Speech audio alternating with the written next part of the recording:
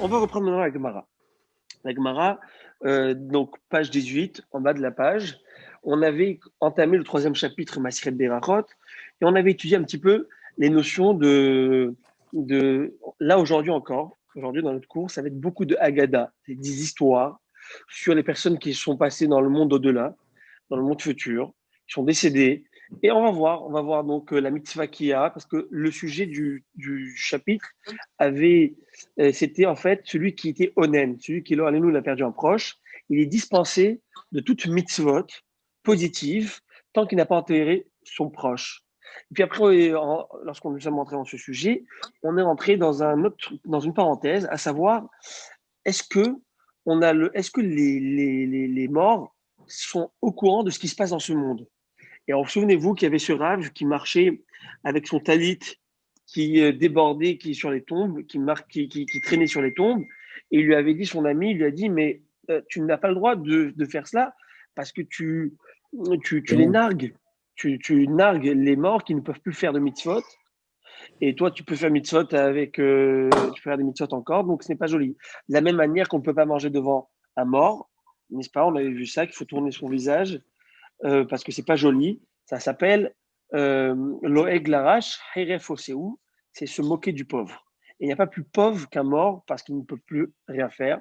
Voilà. Donc, je tiens à signaler la présence déjà de Rabbi Eliyahu Tebi, Rabbi Daniel Zaguri, avec nous, quel plaisir, et David Abitbol, je pense aussi. Alors, Mamash, ça me fait très plaisir de vous retrouver ce soir. J'espère que vous avez passé de bonnes vacances et que vous avez profité. Vous avez profité un petit peu. Voilà. Alors, sur ce, on y va. La Gemara dit comme ça. Rabbi Hiya et Rabbi Yonatan avou shakle vazle bevet akvarot. Rabbi Hiya, on reprend ça, on l'avait déjà vu, mais on reprend. Rabbi Hiya et Rabbi Yonatan marchaient dans un cimetière. Ava Kassad dia des trelta de Rabbi Yonatan et les titis de Rabbi Yonatan traînaient sur les tombes. Amar les Rabbi Hiya. Rabbi Hiya va lui dire d'allier, soulève-les, enlève-les. Pourquoi? Kedei shelo yomru les mahar ba'im etzenu v'achshav mechrafin otanu. De peur qu'ils ne disent pas, ceux-là, demain, ils vont venir nous voir et maintenant, ils se paient nos têtes ou quoi.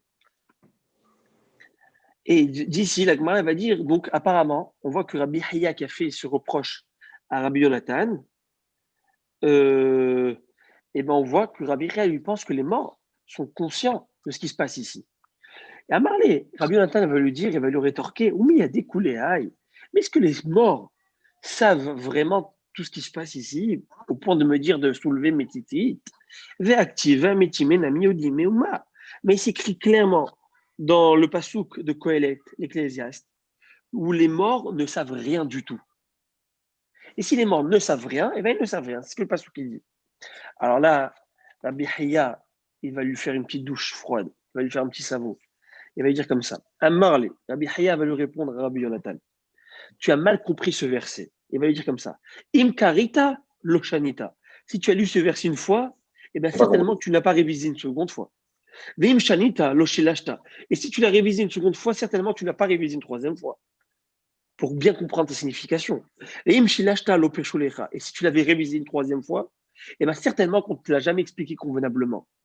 Parce que l'interprétation authentique de ces versets, elle est comme ça. Il faut lire le début du verset, ça, ce n'est que la fin. Il faut lire d'abord le début. Qui a haim yodim shiamutu. Les vivants savent qu'ils mourront. Ça, c'est le début. Et puis après, c'est dire quoi ça? Et ça, qu'est-ce que ça veut dire? Elu tzadikim shebimitatam nikru chaim. Ça désigne les justes. Lorsqu'il écrit les chaim yodim shiamutu, les vivants savent qu'ils mourront. C'est qui les vivants? Ça signifie les justes, les tzadikim shebimitatam nikru chaim, que même lorsqu'ils meurent, ils s'appellent vivants.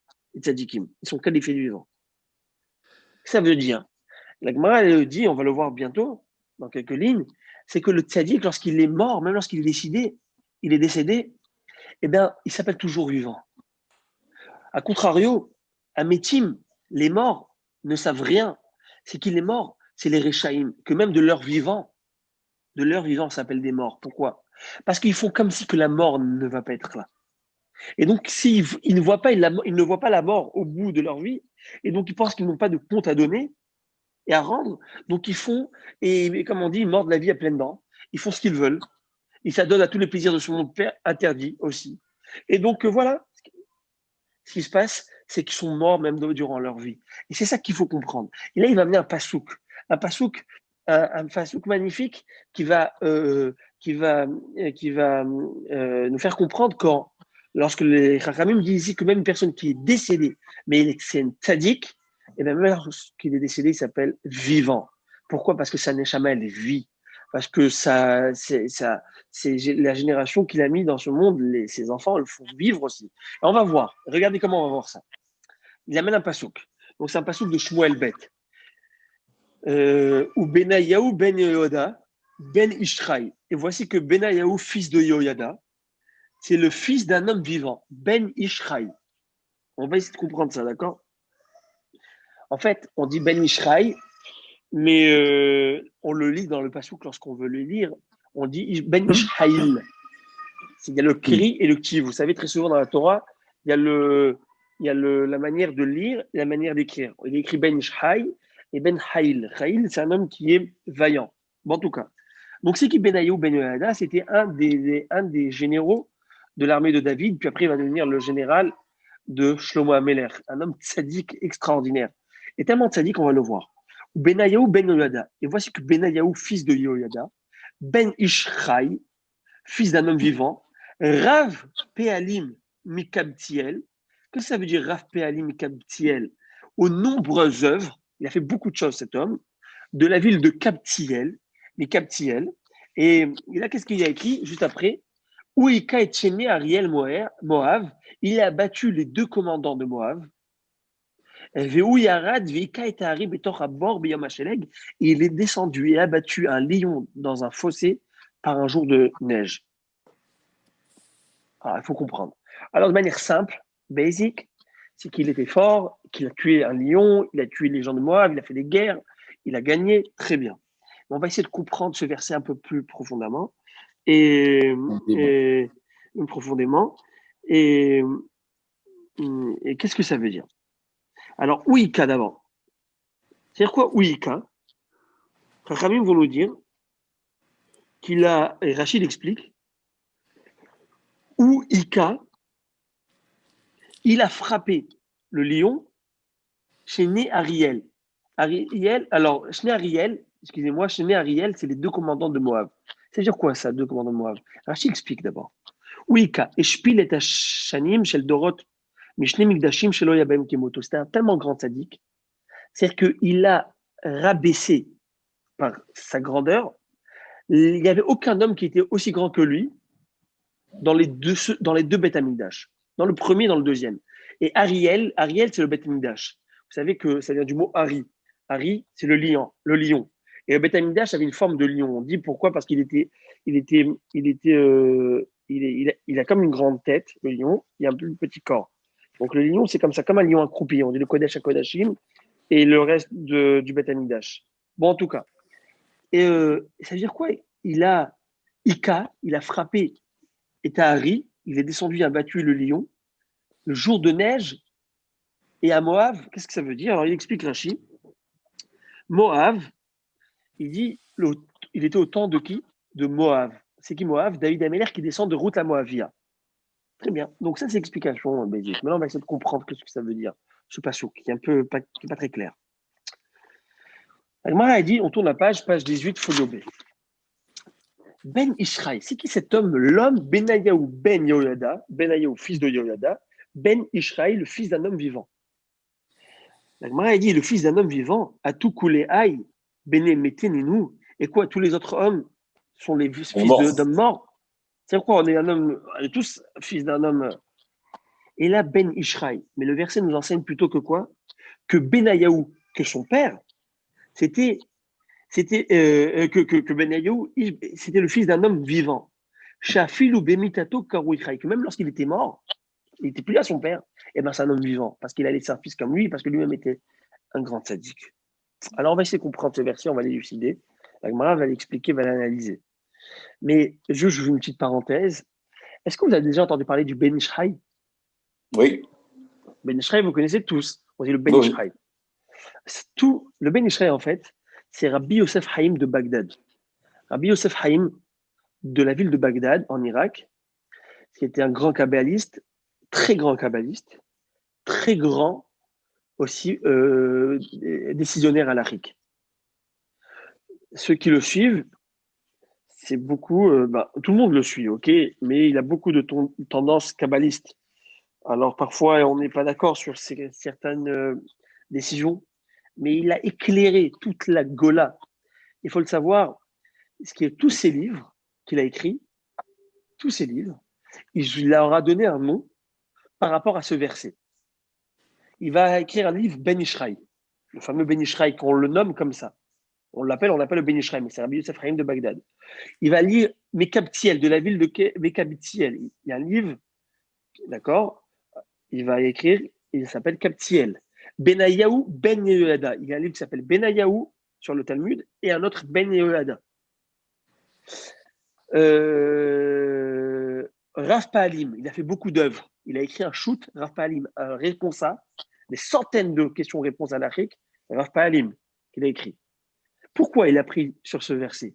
Parce qu'il a dit que lorsqu'il est parti sur le Kever, le tombeau, au cimetière, au tombeau du Benayahu Ben Yehoyada, lorsqu'il est venu, parce que lui, il est venu en caravane en Israël pour voir et visiter Israël, il a fait de très grandes choses. Je crois que c'est même grâce à lui qu'on a accès aujourd'hui à Maharat Amarpella. À l'époque, je crois qu'il était même en contact, si je ne me trompe pas, avec Montefiore. Je ne suis pas sûr, il faut revoir dans l'histoire.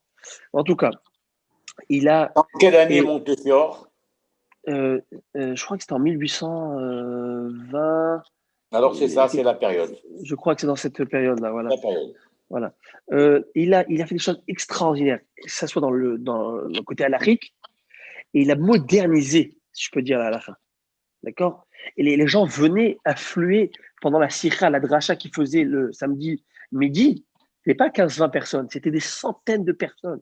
Il était debout pendant des heures en train de parler. On disait qu'on dirait la shrina qui parlait de sa gorge. Les gens étaient et il donnait des dizaines d'explications par pasouk. C'est du non-stop, une source intarissable. Et dans la Kabbalah, et dans le Sod, et dans le Pshat. Extraordinaire. Combien de Hidushim on amène du Ben Ishraï? Combien de Hidushim? En tout cas. Et le Ben Ishraï, il va dire que lorsqu'il arrivait dans le tombeau, devant le tombeau de Benayahu, Ben Yehoyada, il a senti, c'était sa Neshama, il a senti que c'était le Gilgoul du Benayahu. Parce que nous, on peut sentir ça, je ne sais pas. Mais des gens comme lui, ils peuvent sentir, ils savent ce qu'ils sentent. C'est pas, on ne parle pas de petits. D'accord? Et même nous, Hachem nous envoie des signaux. Il y en a que c'est par les rêves. Il y en a que c'est par des sentiments, des sensations très fortes qu'on peut expliquer. Les régachotes. Vous savez, Akadosh Baruch Hu nous a mis en nous des sensations, des émotions, pas pour rien. En tout cas, il a ressenti. Et donc, il a appelé tous ses livres sur le nom de ce tzaddik. Incroyable. Maintenant, la Gemara va essayer de comprendre. Rav Pa'alim Mikabtiel. Rav Pa'alim, ça veut dire quoi? Nombreuses œuvres. Il a fait beaucoup de choses. De la ville de Kabtiel. Traduction, ça c'est simple. Mais l'explication, chez Riba, Vekibet Poalim la Torah.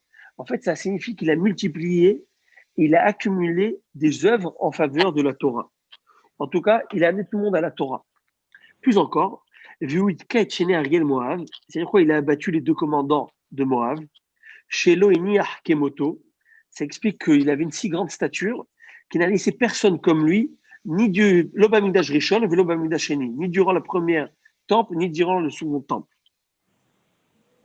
En deux mots, c'est-à-dire que c'est un grand kadosh, un très grand kadosh, un parouche, on appelle ça. Parouche, c'est quelqu'un qui, c'est intéressant, hein, parce qu'il il faisait la guerre, hein. Il faisait la guerre, et c'était aussi le chef du Sanhedrin, dans le sens où je veux dire, il était Gadol, un grand Torah où il aurait humilié les plus grands de toutes les générations devant lui. Vous imaginez, c'est ça qui est extraordinaire à l'époque. C'est-à-dire que on ne disait pas, aujourd'hui, vous savez, on a chacun une étiquette. Si tu es rabbin, tu es rabbin. Si tu es ci, tu es ci. Si tu es ci, tu es... Non, il n'y a pas. Avant, le but, c'est d'être servir à Kadosh Baruch Hu. Et tous les moyens sont bons de servir à Hachem. Maintenant, il faut que j'ai ma parole. Maintenant, il faut que j'ai une profession. Maintenant, il faut que j'ai ci et ça. Et bien, ça, c'est d'à côté. Mais la Torah, elle est pour tous. Elle est pour tous, la Torah. Et après, il est écrit comme ça. Traduction, il est descendu et a abattu un lion dans une fosse par un jour de neige. Qu'est-ce que ça veut dire? Deux explications. Et il y en a qui disent des tavar gézizés, des barda. Bard. C'est quoi? Lui, il a, vous savez que Ezra a souffert plus loin, plus tard dans l'histoire. Ezra le scribe, il a fait une takana qu'une personne qui a eu une perte de sperme, il a eu une relation avec sa femme, d'accord? Eh ben, il faut se purifier au mikvé pour pouvoir étudier la Torah. Mais avant, cette takana de Ezra, il n'y avait pas cette obligation. Mais lui, il était tellement kadosh et tzaddik Benayahu qu'il le faisait. Il partait au mikvé lorsqu'il avait une relation avec sa femme pour pouvoir étudier la Torah. Et une fois, un jour d'hiver où il gelait, et il y avait une couche épaisse de glace en dessous le fleuve, et ben il a cassé la glace pour entrer sous l'eau pour faire le mikvé. C'est ça qu'on dit que c'est quoi? Cet homme, c'était un lion. C'est pas possible. Surhumain ce qu'il a fait. Plus encore, Benahad Vetaval, et il s'est immergé. Deuxième explication, non. Deuxième explication, c'est pas ça. C'est quoi le jour de la neige? C'est différent. Des Tana Sifra, des Berav, Beyoma, des Sitva. C'est qu'il a étudié le Sifra de Rav tout entier un jour d'hiver. Chez l'aigle, c'est l'hiver. Alors, on va voir expliquer. Pourquoi il rentre dans la fosse, jour d'hiver, il explique. Il y a plusieurs midrashim. Il y a le midrash sur le livre de Bereshit, le midrash sur le livre de Shemot, Vaikra, Bamidbar, Devarim, n'est-ce pas? Lorsqu'on a le livre le plus compliqué, complexe, c'est Vaikra. Vous savez, les korbanot. Korbanot, va. Lui, il a étudié tout le midrash sur les korbanot en un jour. Et quel jour? Un jour d'hiver, où la journée est bien plus courte. Et c'est-à-dire quoi le bord? C'est quoi la notion de bord fossé? Déjà que c'est profond, l'étude de la Torah est profonde, mais plus encore, une tranchée. C'est quoi une tranchée? Je creuse. Quand je creuse, j'arrive, c'est au milieu des deux, lorsque je fais un trou, et je suis dans le trou, ben, je suis au milieu des deux remparts, n'est-ce pas, des deux. Eh bien, c'est quoi le milieu de la Torah? C'est le livre de Vaïkra. C'est comme ça qu'explique Tosfot. C'est ça qu'il a creusé le trou, c'est-à-dire il était tellement chacham qu'en une journée, il a pu étudier tout le livre de Vaïkra, le Midrash de Vaïkra. Mais c'était quoi ce génie? En deux mots, tout ça pour amener quoi? Qu'il était fils d'un homme vivant lorsqu'il était déjà mort. Eh bien oui, tu as laissé un enfant comme ça. Tu as laissé un enfant qui tue Torah. Tu étais un homme de Torah et de mitzvot. C'est ça que tu as inculqué à tes enfants. Eh bien, tu es un vivant même durant ta mort. Et la Gemara va poser une question. Elle va dire comme ça. Et la Gemara va achever l'explication de cela. Et lorsqu'il écrit que les morts ne savent rien, ainsi il faut expliquer. Ce sont les méchants, les Rechaim, que même durant leur vivant sont appelés des morts. N'est-ce pas? Et pourquoi? Parce qu'ils ne produisent rien. Ils ne produisent rien si ce n'est pas que du mauvais peut-être. Des tyrans et des dictateurs qui ont fait du mal et qui ont tué, etc. Qui que vous voulez. Un rachat, qu'est-ce que tu as produit? Quel bien tu as fait? Et Rabbi Hiya, il va expliquer son propos encore plus. Il va dire que même ceux qui sont vivants, au point où il amène un pasouk. C'est un pasouk qui est dans Yahizkel. Et c'est très intéressant. Lorsque Yahizkel va parler du roi Tzidkiyahu, souvenez-vous qu'on a parlé du roi Tzidkiyahu pendant juste avant le jeûne du 10 Tevet. On avait parlé du roi Tzidkiyahu qui était à l'époque du premier temple avec le siège et qui a été exilé. Bref, on lui a écorché les yeux vifs, on lui a tué ses enfants devant lui. Parlez-nous. Et bref, malheureusement, il était rachat, n'est-ce pas? En fait, on le traite de rachat parce qu'il aurait pu faire changer la donne. C'est pas lui vraiment qui était vraiment rachat, mais étant donné qu'il n'a pas fait faire teshuva à son peuple, il aurait pu le faire. Et bien, on le considère comme ça. Et vous savez comment il va lui parler? Il va lui dire comme ça. Et toi, vata halal rachat nessi Israël. Traduction littérale. Et toi, halal rachat, cadavre d'impiété, cadavre de rachat, prince d'Israël. C'est quoi, cadavre? Il parle. Ouais, mais tu es un cadavre. Personne qui est un rachat, tu es un cadavre, il n'y a rien. Tu ne produis rien, il n'y a rien, comme une personne morte. Et il a mis une autre preuve, la Gemara a dit, Apishenaim edim oshelosha edim numatamet. Vous connaissez tous ce verset. Ce verset est écrit dans la Torah, selon 2 témoins ou 3 témoins, le mort mourra. Vous savez, on peut condamner une personne qui a été Mechal Shabbat, qui a tué une personne, un criminel. Et bien, s'il y a 2 témoins, 3 témoins qui viennent, qui disent ce gars, il a tué, eh bien, ils vont tuer le mort. La Gemara dit, pourquoi ils vont tuer le mort?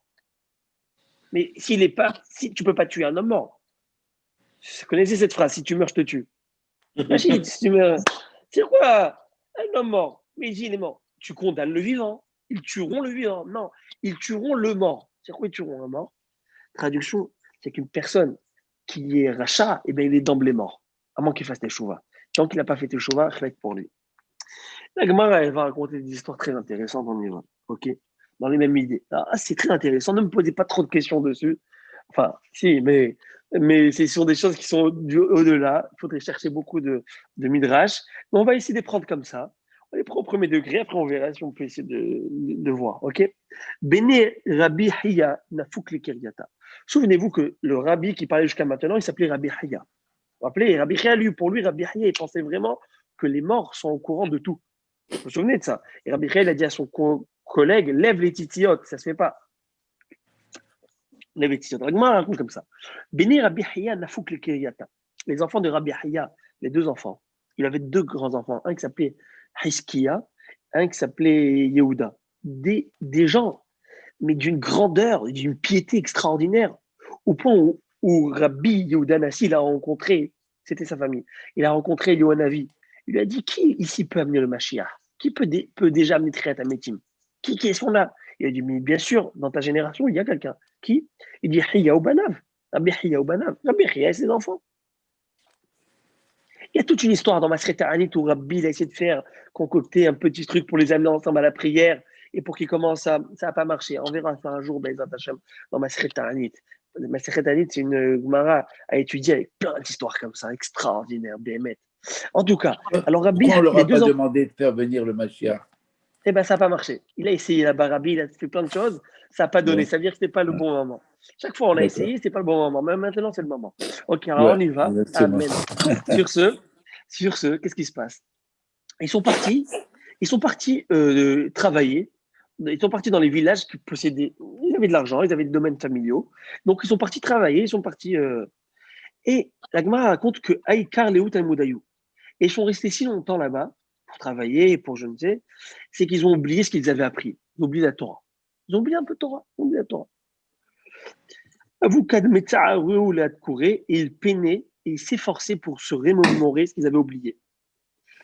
Amar, les had et il y en a un des enfants qui dit à son frère, à l'autre, dis-moi, Yada Avun Sahara, est-ce que papa, il sait la peine qu'on a? La peine qu'on a d'avoir oublié cette Torah qu'on a oubliée là? Est-ce que tu crois que papa, il est au courant? Non, papa, comment on dit là, il niftar, il est décédé. Alors, Amar Leidar, Menayada, et l'autre frère, il dit, mais d'où tu veux qu'il sache, il est mort. Active, Yichabdoubana, Veloyeda. Il y a un pasouk qui dit, c'est intéressant ce pasouk, pasouk dans Iyov, dans Job. Yichabdoubana, Veloyeda, c'est-à-dire que, traduction, Yichabdoubana, ses fils seront honorés, mais lui, il ne saura pas. C'est-à-dire qu'une personne, après qu'il est décédé, même si ses enfants sont devenus le ministre et le prince, et oh là, il est le docteur, mon fils, il va être docteur, ou, vous savez, même Yichabdoubana, même si son fils, il va devenir Mechouba, il va devenir quelqu'un de Veloyeda, lui, il ne saura jamais de toute façon. Il n'en saurait rien. Donc, tu vois clairement que d'où tu veux qu'il sache que ce qu'on a oublié. Amar Leïdar, alors l'autre, il lui a dit, quoi, Veloyada? Quoi, vraiment, tu es sérieux? Tu crois que papa, il n'est pas au courant? Tu crois que les morts ne sont pas au courant? Véactive, Ach Bessaro Alav, Ichav, Venafsho Alav, Teeval. C'est un autre verset de Job qui dit traduction. Ach Bessaro Alav, mais sa chair lui fait mal, Alav Ichav, Venafsho Alav, Teeval, et son esprit s'en afflige. Et Agmara essaie de comprendre, ça veut dire quoi ça? Gamar Rabbi Yitzhak et Rabbi Yitzhak nous ont expliqué, très intéressant.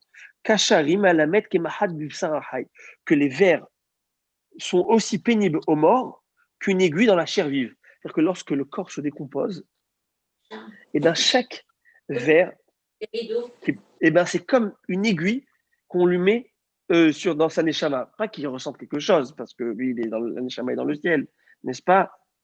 Mais dans le sens où, ça veut dire qu'il y a quelque chose, il ressent quelque chose qui n'est pas bon, n'est-ce pas? Alors, en deux mots, tu vois que le mort ressent quelque chose. Il sait ce qui se passe. Pas qu'il a un mal physiquement, comme si tu prends une aiguille, tu lui mets des aiguilles ici. Mais sa neshama ressent quelque chose. Mais si sa neshama ne ressentait rien, il ne savait pas ce qui se passait dans le mont Tiba, comment elle peut savoir que son corps est en train de se décomposer? Il faut savoir que les tzadikim, on dit que les tzadikim, naturellement, le corps se décompose. Ça, c'est normal. OK, c'est entre guillemets biodégradable. OK, mais ça, c'est normal. Mais les tzadikim, on dit que leur corps, il ne se décompose pas. Parce que ils sont tellement kadosh que leur corps, il est devenu spirituel. Comme il dit le Gaon de Vina, Gam avdecha nizhar bahem, beshomram ekevrav. Que le Eved Hashem, Avdecha, il devient Zoher, son corps devient brillant, il devient différent, comme une Neshama. Et on raconte, hein, c'est une histoire, vous pouvez voir, pas une blague. Je crois que Rabbi Mordechai Eliyahu, vous connaissez, vous avez entendu parler de Rabbi Mordechai Eliyahu, Alav Shalom. Je pense que lui, il a fait déterrer le Hidda, et il l'a amené à Ramnuchot. Et on raconte que ses os étaient intacts encore, lorsqu'ils l'ont ramené. C'est incroyable. Tzadikim, il y a des tzadikim comme ça où leur. Allô? Ce qu'avait raconté Rabbi Mordechai Eliyahu, c'est que les os étaient disloqués, n'étaient pas tous en place. Et il a dit c'est pas possible, c'est lui qui nous l'avait raconté quand il était venu ici en 86. Et il a été au mikvé, il s'est planché, il est revenu le lendemain, il a pris un os, il a dit Rabbi, j'ai oublié son nom là, Rabbi Hida, si c'est toi, montre-le nous, et le corps a repris sa place. Ça, c'est pas des histoires. Voilà, Rabbi Charles, il est témoin. Vous êtes témoin. Voilà, je peux pas faire mieux que ça. Et j'ai écouté d'autres histoires encore comme ça, de tzadikim qu'on a exhumés, qu'on a enterrés des dizaines d'années après, et c'est encore là. La Gemara raconte, vous voulez que je vous raconte une petite histoire? La Gemara raconte, je crois que c'est Rabbi Elazar Bar Rabbi Shimon. Je crois que c'est Rabbi Elazar, le fils de Rabbi Shimon Bar Yochai, si je ne me trompe pas. Hein. Il était très. Je sens c'est riche, la quiche, non. J'ai un doute là, ça. Il était très. C'est pas Yochanan ben. Non, si je ne me trompe pas, la Gemara dans ma Metzia. Il était obèse. Je vais tout de suite vous dire, la Gemara, oui, il était obèse. Bon, il y avait plusieurs, il n'y en a pas qu'un. Oui. Mais il était avec un corps assez corpulent. Et la Gemara dans Baba Metzia, je pense page 86, là-bas, 87. Vous pouvez checker. Mais en tout cas, la Gemara a dit qu'il a pris des paniers. Attendez. Attendez. Je vais le dire tout de suite. Je vais voir dans le Talmud. Et il a rempli des paniers de graisse à lui. Il a fait comment on appelle ça, une éposition.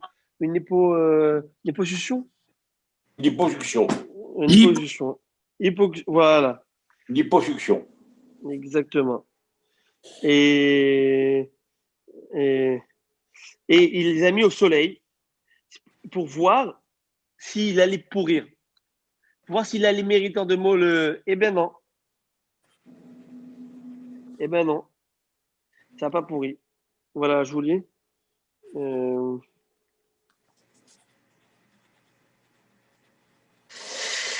Mais est-ce que le principe de l'hyposuction existait à l'époque?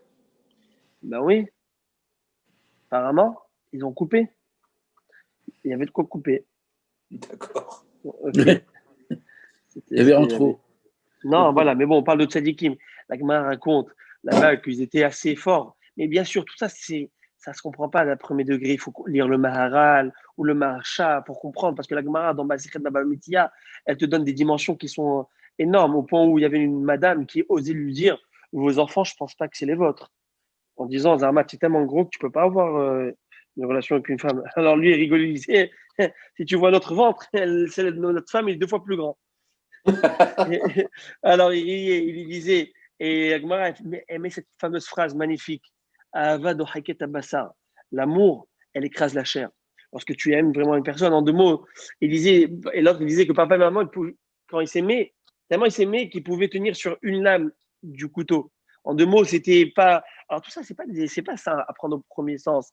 La Gemara, elle va même raconter là-bas les mesures de l'appareil génital. C'est des choses de rabbanim. Pourquoi elle raconte tout ça? C'est pas des choses à prendre au premier degré. On parle là-bas de Neshamot, on parle de choses extraordinaires. Ok. Bon, il faut que je retrouve là-bas dans le Talmud. 2 secondes. Et Agmar va raconter des histoires extraordinaires. Là, vous allez aimer. Agmar, il dit comme ça. On y va. Je vous lis. On a dit, réponse d'Agmara, en 2 mots, lui, chacun des frères amène une preuve qu'il a raison, papa est au courant, papa n'est pas au courant. Un, il dit, il amène un verset de Job qui dit apparemment, le père ne serait pas au courant du kavod des enfants. Et l'autre, il lui dit, mais tu vois bien que s'il a un ver dans son corps, il ressent quelque chose, donc preuve qu'ils sont au courant de ce qui se passe. Et il va dire, pas du tout, ce n'est pas une preuve. Ça veut dire que quoi? La souffrance de leur propre corps qui est rongé par le ver, par la vermine, ça, c'est leur corps. Ça, ils peuvent ressentir peut-être. Ils ressentent ça dans une forme spirituelle, parce que c'est de eux qu'on parle. Mais d'autres choses, tu n'as aucune preuve qu'on le sait, n'est-ce pas?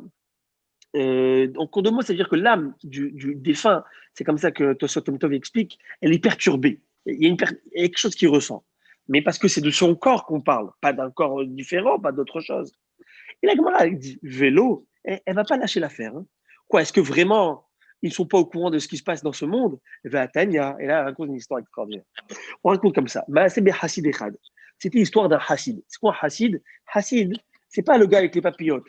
Hassid, c'est une personne qui est pieuse, une personne pieuse, un tzaddik.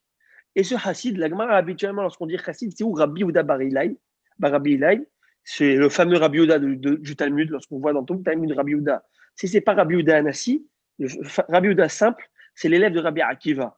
On l'appelait Hassid, un homme tellement sadique et tellement pauvre qu'il n'avait qu'un seul habit pour lui et sa femme, un seul manteau, que lorsque lui sortait, sa femme le prenait, lorsque sa femme sortait, c'est elle qui le prenait. Et des histoires extraordinaires avec lui, en tout cas, d'une pauvreté, mais d'une piété extraordinaire. Ou il y en a qui disent que c'est Rabbi Yehuda ben Baba. Quand on dit Hassid dans le Talmud, c'est ou Rabbi Yehuda bar Ilai ou lui. Et la Gemara dit comme ça, c'était l'histoire d'un Hassid. Shenatan dinar le'ani berev Rosh Hashanah beshene batzoret. Il a donné 1 dinar à la tzedaka, à un pauvre, la veille de Rosh Hashanah, dans une année de famine. Déjà, lui, il n'avait rien. C'est un pauvre de chez pauvre, comme je vous ai dit. C'était une année de famine. Et tout ce qu'il avait mis de côté, veille des fêtes, va acheter quelque chose, il a donné à ce pauvre. Wow, vois ce que sa femme lui a fait. Chled pour lui. Ve'iknato ishto. Et sa femme, elle lui est rentrée dans le coin. Donc, c'est ce qu'elle avait. Qu'est-ce que tu fais avant les fêtes? C'est sérieux ou quoi? On n'a rien. Qu'est-ce qui est plus pauvre que nous, lui? En tout cas. Elle lui a fait une scène de laisse. Et elle a dit, qu'est-ce que je vais m'énerver? Rosh Hashanah, vous savez, on dit que Rosh Hashanah, ce qui se passe Rosh Hashanah, c'est un mazal pour toute l'année. Soit qu'on mange de bonnes choses, enfin, attention. Il dit, ouais, si je commence à m'énerver avec ma femme sur Rosh Hashanah, toute l'année, comment elle va passer? Ça va. Alors, Rabbi Yehuda, qu'est-ce qu'il fait, ce Hassid, plutôt? Eh bien, va à l'Ar, l'An Bebet Agmarot. Alors, il est parti passer la nuit dans un cimetière. Et comme papa disait, c'est que pourquoi au cimetière? Parce qu'au cimetière, tu vois que ça vaut pas la peine de s'énerver. En fin de compte, on termine tous au même endroit. Comme il dit pas ce pasouk,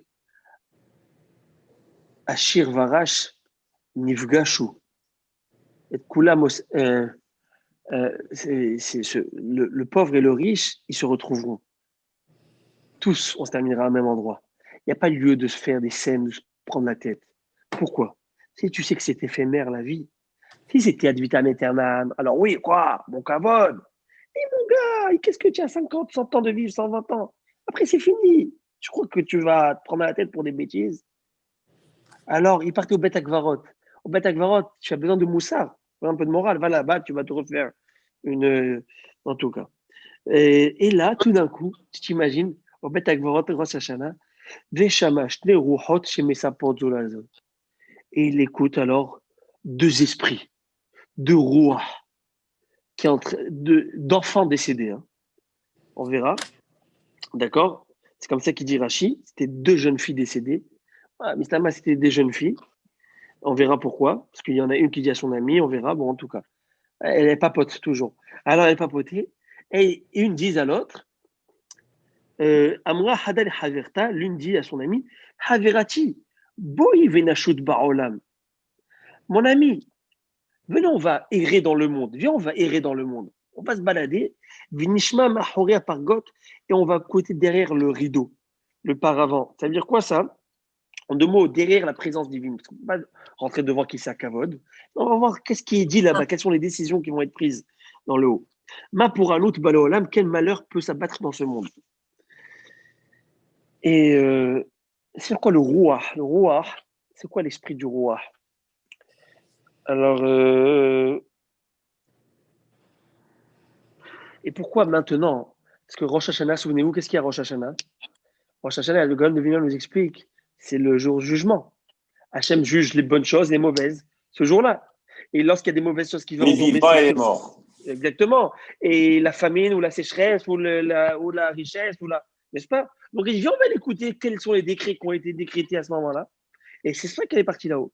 Alors papa a l'habitude de dire, c'est quelque chose que assez connu, que le nefesh, que c'est quoi le roi? On a parlé de roi. Le roi, c'est-à-dire l'esprit. L'esprit. Alors il disait comme ça, il y a nefesh. Nefesh, roi ou neshama. Vous connaissez ça? Nefesh, roi ou neshama. Nefesh, c'est l'âme bestiale. Ok? Même un animal, il y a le nefesh. Il vit. D'accord? C'est un corps vivant. Après, il y a neshama. Neshama, c'est quoi? C'est celui qui est côté spirituel. C'est l'esprit spirituel. C'est la neshama qui est halek elokamimal, qui on va dire l'esprit divin qui est en nous. N'est-ce pas? Spirituel qui est en nous. C'est quoi qui fait l'alliance entre les deux, qui peut faire cet alliage? C'est le roi. Le roi va faire que la neshama peut vivre dans le nefesh et peut vivre. C'est ce roi. Alors il disait, ça rappelle nefesh. Nefesh, c'est ner, shemen, petila. C'est quoi ner, shemen, petila? Regardez, nefesh, ner, shemen, petila. Il dit, il y a l'huile, il y a la flamme. La flamme, elle est intouchable. Vous pouvez toucher la flamme. C'est abstrait, n'est-ce pas? Tu ne peux pas toucher la flamme, c'est abstrait. Et il y a l'huile. Qui fait le kécher? Qui fait que l'huile devient flamme, devient feu?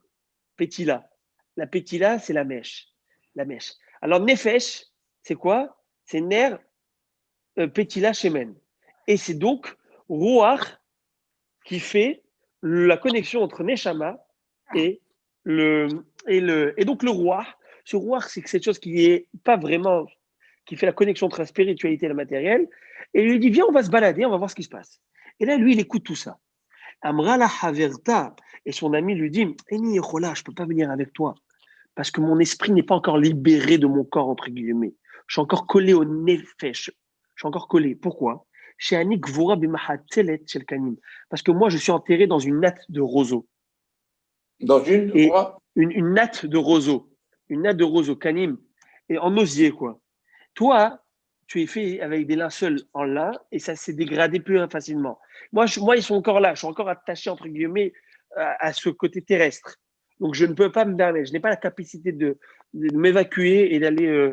Mais toi qui es, va voir. Et elle a les riat. Mais va, dis-toi. Et tu m'amènes les news de là-haut. Ok, ça va. I24. Bon, en tout cas, Al-Kha'i, elle s'en a là. Veshata, elle era. Uba'a, elle est revenue. Va la Haverta, il lui dit, et mon ami, Khivrati, mon ami, Khivrati, ma shamat machorea pargot, qu'est-ce que tu écoutais là-bas? Amrala, il lui a répondu, Shamati shikola zorea beribia rishona, barad malkeoto. J'ai entendu que quiconque qui va semer cet hiver à la période des premières pluies, la grêle va le dévaster, ce qu'il va mettre. Parce que vous savez, il y a, justement, on parle de ça dans le traité de Taranit aussi, il y a plusieurs temps, ce qu'on appelle les Rivia Arishona, Rivia Shnia. Il y a plusieurs moments où vaut mieux planter, il faut attendre première pluie, seconde pluie, le 17 Hejvan, 24, etc. Bref, faut voir, il y a plusieurs pluies. Celui qui plante trop tôt, parfois ça peut pousser. Et si après ils sont durs, parce qu'ils sont déjà sur pied, alors qu'est-ce qu'elle va faire la grêle? La grêle, elle va casser, n'est-ce pas? C'est un pasouk. On a appris ce pasouk déjà dans Barad. Vous savez, dans Barad, il y a écrit que tout ce qui était déjà, non, Barad, dans le Makkah, tout ce qui était sur pied s'est cassé. Et ce qui n'était pas sur pied, qui a fait l'antenne, tout ce qui tout ce qui n'était pas sur pied encore, eh ben, c'est qui l'a mangé plus tard? C'était les sauterelles. Donc, tout ce qui est sur pied. Donc, lui, il a écouté ça. Il a écouté comme ça. Il a dit, tout celui qui va mettre dans la première pluie, il est pour lui. Alors, lui, qu'est-ce qu'il a fait? Il est parti planter. Après les premières pluies, il est planté les secondes pluies. Il a calculé son coût. La Gemara a dit, les cultures de tout le monde, ils ont été dévastées. Mais chez Lololaka, tandis que les siennes, ils sont restés top. Les Shana Hayret, il a dit, c'est un bon coup ce truc. Et l'année prochaine, même si sa femme l'a pas énervé, il a dit, moi, je vais dormir là-bas. Shana Hayret, il a dit, je vais aller au Bet Akvarot dormir. Là-bas, je reçois, vous savez, ces trucs boursiers, là. C'est les spéculations boursières. Je vais aller là-bas, je vais recevoir. Et les Shama Otan chez mes sapot zoézo. Et là, il a entendu deux rouchot, donc deux esprits, qui disaient à son ami, hé, mon ami, viens, on va faire la chute baolam. Et on va voir, Benishma Pagot, pour un baolam, et on va écouter tout ce qui se passe et les malheurs qui peuvent descendre sur terre. Amrala, Loka Hamartila Chaverati, n'ai-je pas dit déjà ça l'autre fois, l'année dernière? Shanik Vura Behachatet Selkanim, je suis enterré dans une natte en osier, en roseau, et que je ne peux pas encore me libérer, je ne suis pas encore décomposé. Et donc, vas-y toi, et viens me dire. Et c'est ce qui s'est passé. Et là, Agmara va dire que quoi? Elle est partie, Vamrala Haverta, il lui a dit, Chevrati, qu'est-ce que tu as écouté en deux mots? Amrala, il lui a dit, Shamati Shekol Azore Averevi Ashnia, je suis Dafon Malkeoto. J'ai entendu que tout celui qui va semer cet hiver à la période des secondes pluies, eh bien, il va y avoir un vent sec, une tornade qui va les dévaster. Et bien, lui, qu'est-ce qu'il a fait? Les gens, eux, ils ont eu l'expérience de l'année dernière, ils ont dit, ouais, cette fois-ci, on ne va pas mettre en première pluie, on va attendre la deuxième pluie. Et lui, il est parti, il a planté aux premières pluies. Et bref, tout ce qui a poussé chez lui a tenu, les autres ont été dévastés. Vous savez, et là, alors, sa femme, elle dit, dis-moi, chérie, depuis quand tu es un businessman, toi? Depuis quand tu fais Amralo? Et sa femme lui a dit, Amralo, Ishto, pourquoi l'année dernière, toutes les cultures du monde entier ont été dévastées par la grêle, mais chez Laka et la tienne, elle a tenu bon. Maintenant, toutes, et celle de tout le monde a été desséchée, mais chez Daf, et la tienne, elle a tenu bon, elle n'a pas été desséchée. Elle a dit, ma chérie, c'est grâce à toi. Tu t'es énervé sur moi l'année dernière, et ben j'étais au cimetière, et ben voilà, il lui a tout dit, tout raconté. Mais il ne faut pas tout raconter des fois, et surtout, en tout cas. Ok. Et il ne faut pas toujours tout raconter. Il ne faut pas croire Zama. C'est bien, c'est important. Alors, est-ce que je suis seul là? Je suis seul en parleur. Rabbi Marco, tu as les écouteurs. Je m'amuse. Quand je dis ça, je vais expliquer c'est qu'il ne faut pas tout raconter. L'idée, je parle pour les hommes et pour les femmes, hein, les deux. Il y en a qui croient par honnêteté, je vais tout dire. Mais parfois, c'est de la bêtise. Parce que tu peux faire juste de la peine à quelqu'un. Ouais, mais je vais être honnête. Mais ça sert à quoi? Ça, c'est surtout encore plus chez les jeunes, vous savez. Les jeunes mariés. Je dois lui dire quoi? Mais tu n'as pas besoin de lui dire. À moins que ce soit des choses qui sont vraiment. Les choses, ça va juste faire du mal. Ça va juste massacrer pour rien. Pour rien. Il n'y a aucun but. Toutes les vérités ne sont pas bonnes à dire. Moi, je suis en une phrase. Tu m'as tout dit. Pas toute vérité bonne à dire. Et donc, c'est ça qu'il a écrit. Il a écrit même Atar Besiha Imaisha, Beishto Amrou. Kalvaha Omer Beishat Haveru. Pas obligé de tout dire. Pourquoi tu vas lui faire de la peine? À quoi ça va servir? Quand tu vois mal maintenant? C'est ça qu'il est. Bon, là, on va le voir dans une autre idée. En deux mots, il lui a dit tout. Elle n'a pas oublié ça. Elle a écouté ce qu'il lui a dit, qu'il y en a une qui était entourée d'une natte en osier. Bref, elle n'a pas d'argent de quoi qu'il ait d'un seul de normaux. Elle l'a mis dans un truc en bois, quoi. Aujourd'hui, le bois, comment ça coûte cher. Mais bon. Et maintenant, qu'est-ce qui se passe? Et regardez ce qui se passe. L'Agma raconte, il ne fallait pas dire ça. L'Agma raconte qu'il se passa pas plus de quelques jours. Jusqu'à que Et il y a eu une querelle qui va éclater entre cette femme, la femme de ce Hassid, et la mère de cette pauvre fille qui est morte. Et là, wow, elle lui a sorti les dossiers. Amrala, il lui a dit, la femme, viens, bref, elle lui a touché où il ne fallait pas toucher. Elle lui a dit, mais viens, tu me parles ça. Viens, je vais te montrer là, ta fille qui est enterrée misérablement dans une natte de roseau. Elle a éclaté. Parfois, quand tu es dans le moment de... Même où tu n'as pas honte, c'est comme ça que tu t'es occupé de ta... C'est ça. Shana Heret. L'année suivante, lui, il a dit troisième année, Hazaka. Je vais aller encore là-bas, si je peux faire quelque chose. Et Alan Velan il est parti dormir au cimetière. Veshama Ruhot, il a écouté donc ces esprits qui se discutaient. Et il lui a dit encore une fois son ami, viens, on va voir ce qui se passe, patati patata. Et elle lui a dit, mon ami, on ne peut plus parler, toi et moi. Dvarim, Shebeni, les Bener, les mots que nous avons échangés entre nous, Kvar, Nishmeu, Ben Ahaim, ils ont déjà été entendus parmi les vivants. Les murs ont des oreilles. Je sais que ma mère, elle a eu beaucoup de peine. On a fait beaucoup de peine à ma mère. C'est-à-dire qu'on a écouté ce qu'on a dit. Et donc, pourquoi toute cette histoire? On a mis une histoire comme ça grande pour arriver à une conclusion. Alma, dégardez. Donc, on voit que les morts, ils sont au courant de ce qui se passe dans ce monde. Ben, d'où elle sait que sa mère elle a eu de la peine par rapport à ce qu'on a dit? D'où elle sait ça? Ça veut dire qu'elle sait. La Gemara, elle dit, mais non. La Gemara, elle dit, non, c'est pas une preuve. Peut-être qu'il y a une personne qui est décédée entre-temps. Elle est montée là-haut, elle a raconté, Ticout, c'est la meilleure. Et ben, il y a Biouda, il a raconté à sa femme cette histoire que il n'est pas vrai. Bon, en tout cas, apparemment, je ne sais pas, il faut comprendre, parce que là-haut, on n'est pas au bistrot du coin, là. On n'est pas au café du coin, on prend le café, on est 5 heures sur un café, et on discute, et on raconte. C'est pas ça. Il faut comprendre BMF. Mais la Gemara, elle est très cartésienne. C'est pas une preuve. Pourquoi? Parce que peut-être quelqu'un qui était là-haut, qui est décédé entre-temps, et qui est monté, qui lui a dit ce qui s'est passé. Et le roi lui a parlé. De la même manière qu'ils ont parlé ensemble, il a dû lui dire ça.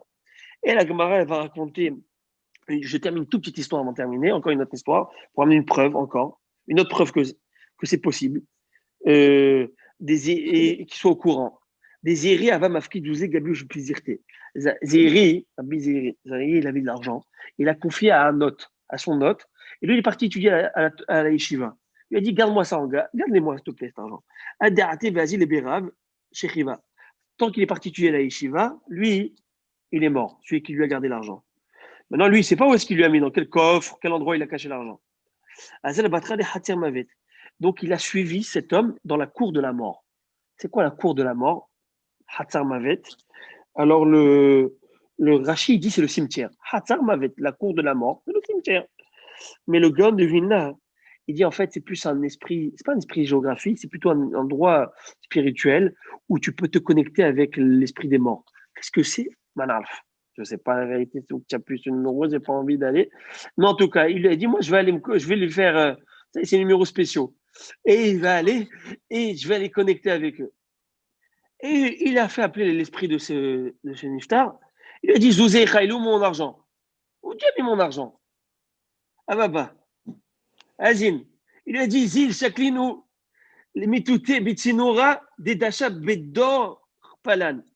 Et va le prendre, alors là, il a caché, va prendre cet argent sous le gond de la porte à tel et tel endroit.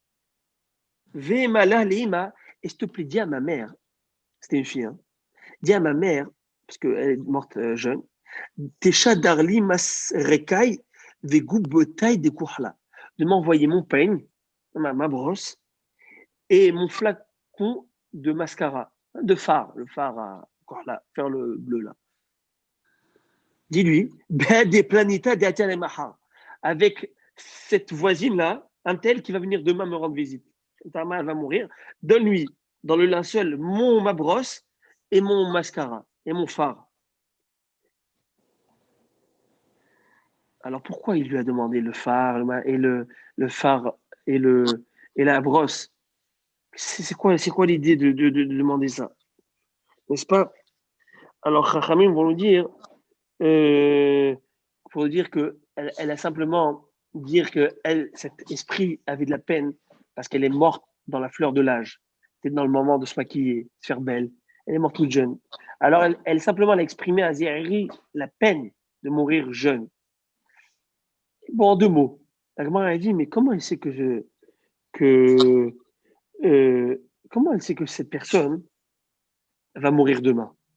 Cette personne-là va mourir demain, elle va venir chez moi. La Gemara a dit, mais non, ça ne veut pas dire qu'il sait ce qui se passe en bas. Peut-être il y a Douma, et on termine la Gemara avec ça. Douma, c'est un ange. L'ange de Douma. Est-ce que vous avez entendu parler de Douma?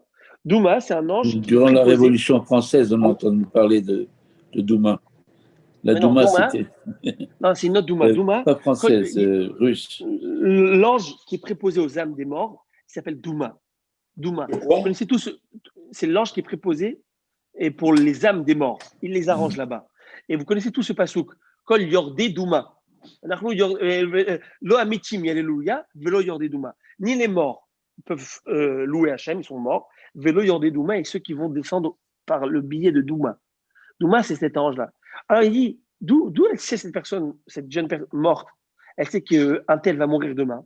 Réponse, peut-être que Douma, l'ange Douma, est venu dire là-bas au Gan Eden, préparez de la place, il y a un tel qui arrive. Alors c'est pour ça qu'elle est au courant. En 2 mots, ça je vous ai dit, oui, je vous ai introduit au début du shiur, c'est un peu opaque. Il faut comprendre tout ça. D'accord? Là on a lu, on a expliqué selon Rashi. Et on n'est pas arrivé encore à la conclusion, est-ce qu'ils savent bémet ce qui se passe ici-bas ou pas? Ça, on verra le prochain shiur. Sur ce, messieurs, je vous souhaite de faire de beaux rêves, d'accord? Et que tout, Atzlaha Rabba, se fait un plaisir que d'étudier du vrai Hazal, les paroles de Chachamenu Zichronam Livracha avec vous, et que Bezrat Hashem, qu'on puisse entendre l'esprit du Mashiach très bientôt. Amen. Amen. Merci. Bye bye.